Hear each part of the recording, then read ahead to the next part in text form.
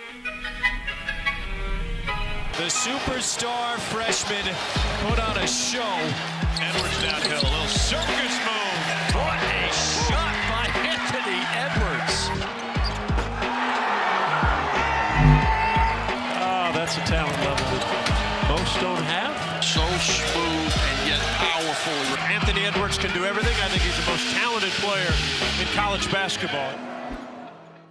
Anthony Edwards, a 6'5" shooting guard from the University of Georgia, is a narrow frontrunner for the first overall pick in this year's NBA draft. During Edwards' 1 year with the Georgia Bulldogs, we saw flashes of brilliance, showcasing his enormous upside that makes him worthy of the #1 pick. But he was also playing with a mediocre supporting cast, leading him to forcing shots against a defense geared to stop him and resulting in an utter lack of efficiency. However, with that being said, Edwards is still extremely high on many teams' draft boards, due in part to him being an explosive athlete. He is likely the most explosive guard in this entire draft, and he couples that with a very strong frame which is ready for NBA action. He is a high-level slasher and can get to the rim at a pretty regular rate when he decides to attack. When he gets into the paint, he's also a strong yet creative finisher, showcasing a number of different finishing moves. The flashes of finishing ability that he showed in college should translate really well to the NBA due to his strength and creativity around the rim. He also shows elite shot-making potential, however, he was very inconsistent in this area, and although he struggled with his three-point efficiency, he showcased a package of a number of three-point shots off the dribble, off of step backs, and off the move that makes you think he should be able to create that shot at a pretty regular rate, and hopefully, for Edwards, knock them down in the NBA. His final strength is he has a high level of defensive potential. At 6'5" with a 6'9" wingspan, he has good length for a shooting guard and should be able to guard some small forwards, especially when you take into account his very strong frame as well as his explosive athleticism. However, Edwards does come with some serious question marks, and the main question mark that teams have with him leading up to the draft is, does he truly love the game of basketball? Does he truly want to be a great player? We've seen similar prospects to Edwards with these same question marks in the past, most notably Andrew Wiggins, and teams want to know if he's willing to put in the work to be one of the game's greats. He also has an inconsistent motor, and his energy does wane at times, especially on the defensive end.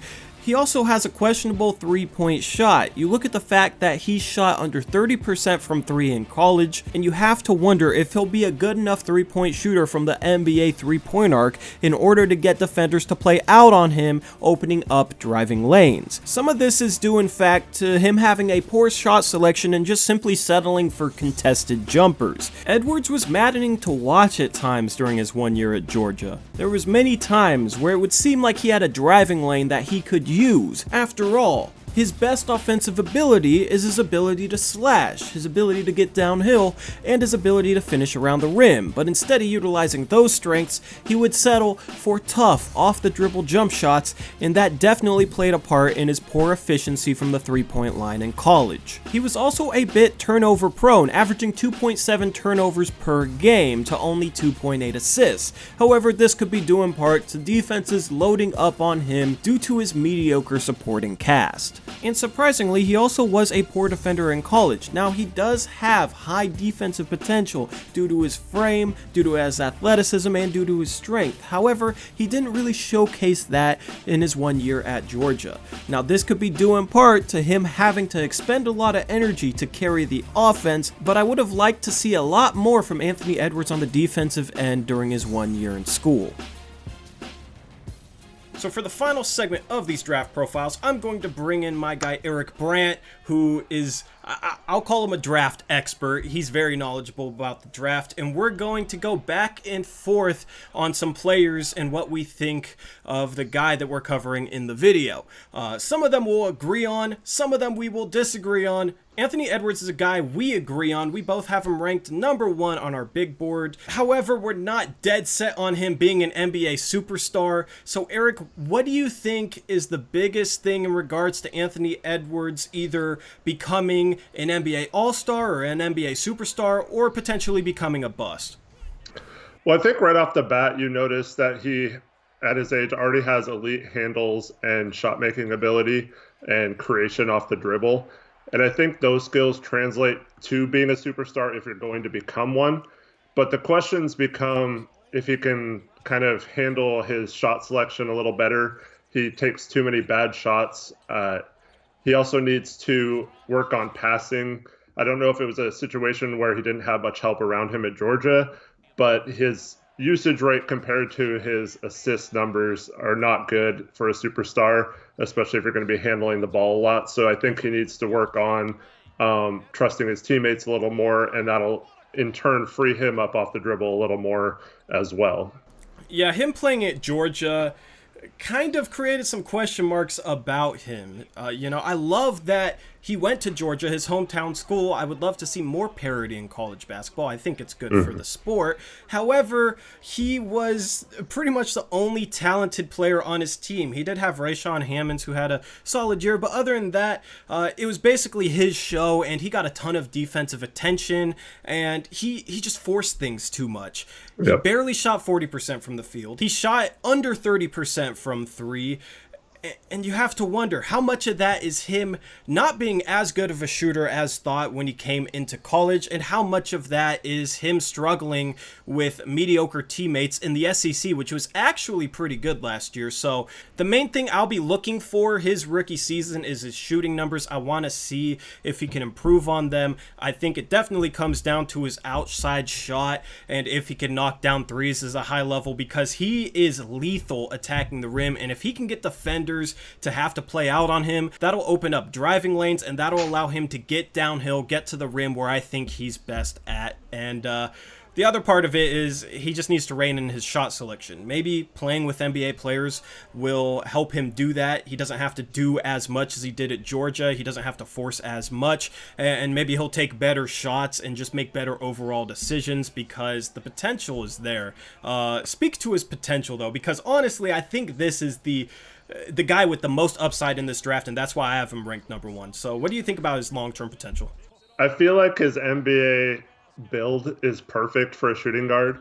He's got good size. He's got a really strong body. Like, I feel like he can come into the NBA and be a legit NBA player right away. It's not a guy like you have to worry about putting on 15 pounds before he's going to contribute or be able to handle NBA type shooting guards. And then you look at, like I mentioned earlier, the shot creation. That's a skill that you definitely need to succeed and have long-term star potential in the NBA. And I think he has that. The questions become right now about his love of basketball. So the Minnesota Timberwolves have the number one pick. They're kind of wavering on whether he loves basketball enough to warrant becoming a superstar. I think that's a little overblown. It's really hard to tell, especially in this climate right now where we don't have actual workouts and like normal situations to go by. A guy like Andre Drummond, I remember in that draft, like everyone just thought he just hated basketball and had a really poor work ethic, and that's why he kind of slipped in the draft. So you see players like that slip sometimes, but I just don't think. I think it's more. It's just he's built more for the NBA game versus the college game, in my opinion. So I think a lot of his problems are going to go away once he makes the NBA. I feel like his form is good enough to shoot from the NBA 3-point line, and sometimes you see that where the college line's a little too close for some people. But yeah, so I think he's going to translate well to the NBA, but there are some question marks, definitely. How players' games translate will be a big topic of discussion on these draft profiles, because I think that's something that gets overlooked. People look at what guys do in college and assume, oh, they did that in college, they should be able to do it in the NBA. But some guys can translate what they did well in college to the NBA, some guys can't. I think Edwards' game does translate well, and then there's the upside factor. I will say this, though, about his question marks in regards to his work ethic and love of basketball. the Minnesota Timberwolves have drafted a guy in the past, number 1 overall, in Andrew Wiggins, who was looked at as potentially the next superstar, potentially a future top 3 player, athletic freak, kind of like Edwards is, and just built for the modern day NBA. And he hasn't turned into an all-star because he doesn't have that work ethic. Jimmy Butler has talked about it, and I think it's pretty obvious Andrew Wiggins doesn't quite love the game enough to reach that level of potential that he was looked at as having coming into the league. So you have to wonder, with the Timberwolves having seen that and having recently traded away Andrew Wiggins, you have to wonder if they're going to look at Anthony Edwards and kind of be scared to maybe make that same mistake that they did with Andrew Wiggins. Because looking back on that draft, Joel Embiid, 3rd overall. He wouldn't have really fit with Cat, but that was probably the best player available there. Andrew Wiggins, he was taken number 1 just because of his long-term upside and potential, and his lack of love for the game ended up making him somewhat of a bust. And there is definitely that question mark with Anthony Edwards. It's just kind of hard to gauge that. Yeah, so that can go either way, and I remember those same questions about Wiggins, so that's a great point. And Minnesota might be gun shy. I think you're right about that too.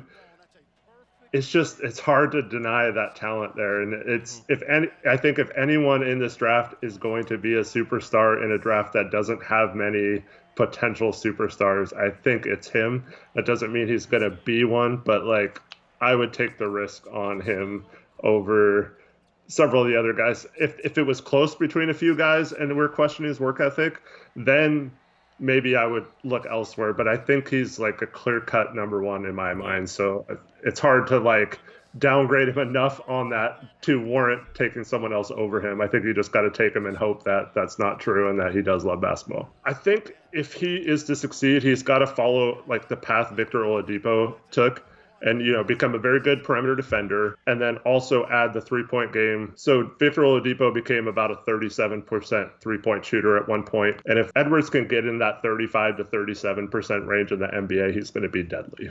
Yep. I do think his slashing ability could definitely be better than Oladipo's, because I'm really impressed when Edwards slashes, when he attacks the hoop. He just doesn't do it enough. He sells too much. So he's an interesting prospect going forward, and I'm very interested to see what he looks like his rookie season. He will probably be the top rookie that I'll be looking at, because he could be a guy that could maybe average 18 points per game his rookie year, or he could be a guy that can't crack the starting lineup on a bad team. We have to wait and see, but he is definitely my number 1 prospect, as he is yours. So anyway, that wraps up this draft profile. Thank you guys for watching. We will be releasing a draft profile pretty regularly on this channel. We're going to try and cover 60 prospects for you guys, so I hope you guys enjoy this series. And anyway, I'm out of here. Thanks you guys for watching.